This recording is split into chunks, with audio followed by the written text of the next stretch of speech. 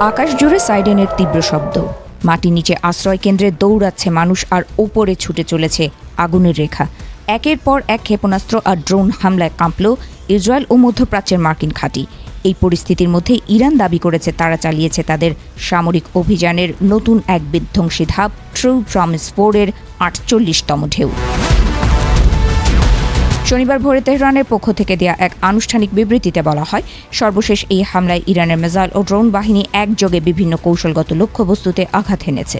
তাদের দাবি, লেবাননের প্রতিরোধ যোদ্ধাদের সঙ্গে সমন্বয় করে অধিকৃত গ্যালিলি অঞ্চল, গোলান মালভূমি এবং গুরুত্বপূর্ণ বন্দরনগরে হাইফাকে লক্ষ্য করে হামলা চালানো হয়েছে। ইরানের ভাষ্যমতে এই অভিযানে ব্যবহার করা হয়েছে তাদের আধুনিক ক্ষেপণাস্ত্র প্রযুক্তি, সলিড ফুয়েল চালিত খাইবার শেকান এবং লিকুইড ফুয়েল চালিত শক্তিশালী ইমাদ ও কাদের মিসাইল একযোগে ছোড়া হয়েছে। এর পাশাপাশি ঝাঁকে ঝাঁকে আত্মঘাতী ড্রোন পাঠানো হয় বিভিন্ন সামরিক স্থাপনার দিকে। তেহরান দাবি করছে এসব আঘাত নির্দিষ্ট লক্ষ্যবস্তুতে অত্যন্ত নিখুঁতভাবে আঘাত হেনেছে। শুধু ইসরায়েল নয়, এই হামলার বিস্তৃতি ছড়িয়ে পড়েছে পুরো মধ্যপ্রাচ্যে মোতায়েন থাকা মার্কিন সামরিক ঘাঁটিগুলোর দিকেও। ইরানের বক্তব্য অনুযায়ী 48তম ঢেউয়ের অংশ হিসেবে অঞ্চলের বিভিন্ন স্থানে থাকা মার্কিন ঘাঁটিগুলোকেও লক্ষ্য করে হামলা চালানো হয়েছে। যদিও যুক্তরাষ্ট্রের প্রতিরক্ষা দপ্তর এখনও ক্ষয়ক্ষতির পূর্ণাঙ্গ হিসাব প্রকাশ করেনি, তবে তারা পরিস্থিতি পর্যবেক্ষণ করছে বলে জানিয়েছে। এর আগে শুক্রবার দিবাগত রাতে চালানো হয়েছিল 47তম ঢেউয়ের হামলা। সেই আঘাতে কেঁপে ওঠে নেগেভ মরুভূমির বিস্তীর্ণ এলাকা। সেখানে অবস্থিত ইসরায়েলের অন্যতম বড় বিমান ঘাঁটি নেভাতিম ছিল প্রধান লক্ষ্য। একই সময় প্রযুক্তি ও গবেষণা কেন্দ্র হিসেবে পরিচিত বে'এর শেভা এবং লোদ শহরেও ক্ষেপণাস্ত্র আঘাত হানার খবর পাওয়া যায়।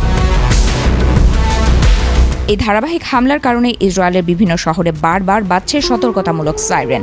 অনেক এলাকাতেই সাধারণ মানুষকে নিরাপত্তা বাংকারে আশ্রয় নিতে দেখা যাচ্ছে। স্থানীয় সংবাদ মাধ্যমের প্রতিবেদনে বলা হয়েছে, উত্তরের কিছু অঞ্চলে রাতভর আতঙ্কের মধ্যে সময় কাটিয়েছে বাসিন্দারা। ইরান দাবি করেছে তাদের অভিযানের লক্ষ্য শুধু আক্রমণ নয়, প্রতিরক্ষাতেও তারা উল্লেখযোগ্য সাফল্য পেয়েছে। তেহরানের আকাশ প্রতিরক্ষা ব্যবস্থা শুক্রবার একদিনেই 5টি ড্রোন ভূপাতিত করেছে বলে দাবি করা হয়েছে। এসব ড্রোনের মধ্যে ছিল অরবিটার 4, হার্মিস এবং যুক্তরাষ্ট্রের বহুল ব্যবহৃত MQ-9 রিপার গোয়েন্দা ড্রোন।